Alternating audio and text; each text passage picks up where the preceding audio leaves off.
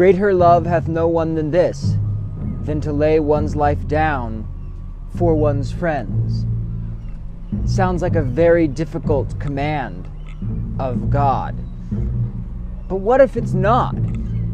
What if it's just basic gameplay strategy? What if we recontextualize what's going on such that a command as grand as laying down one's life to save your friends is in fact just proper information about how to play the game? You see, the game, if you look within and analyze what's actually going on, is rather simple.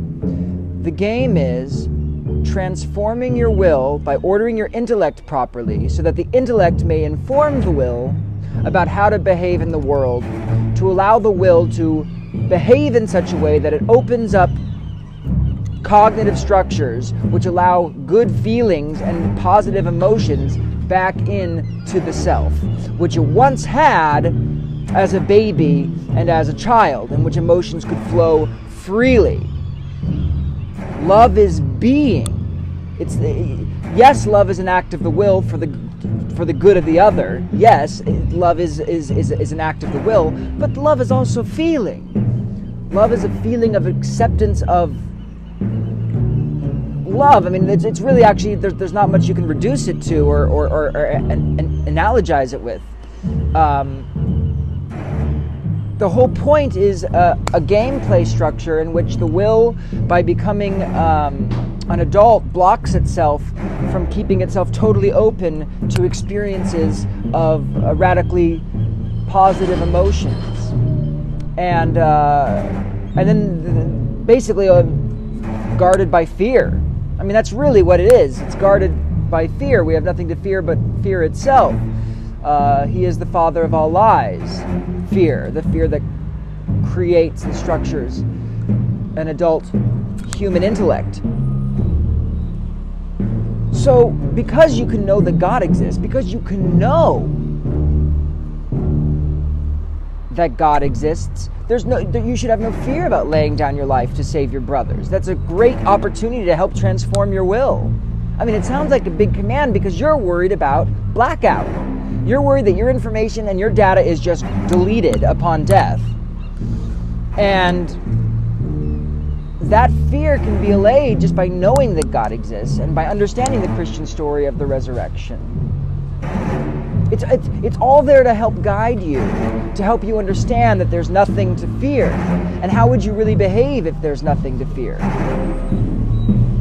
But every time you participate in the world of death, which is the human ego, you obligate yourself to participating in death in that way. You know, every time you take out an insurance policy, you're not willing just to participate in love in immediacy. You think what's going on is real. It's real, but it's not the world. The world is a gameplay structure in which wills and intellects are bred, created, induced with fear to create an adult ego, and then hopefully torn down by love, so that they can then enter higher states of consciousness in which feeling itself is much more porous and open. I mean, there's a reason that it goes in this direction. It's because being itself goes in this direction of openness, sharing, and porousness. The information download expands to the entire system.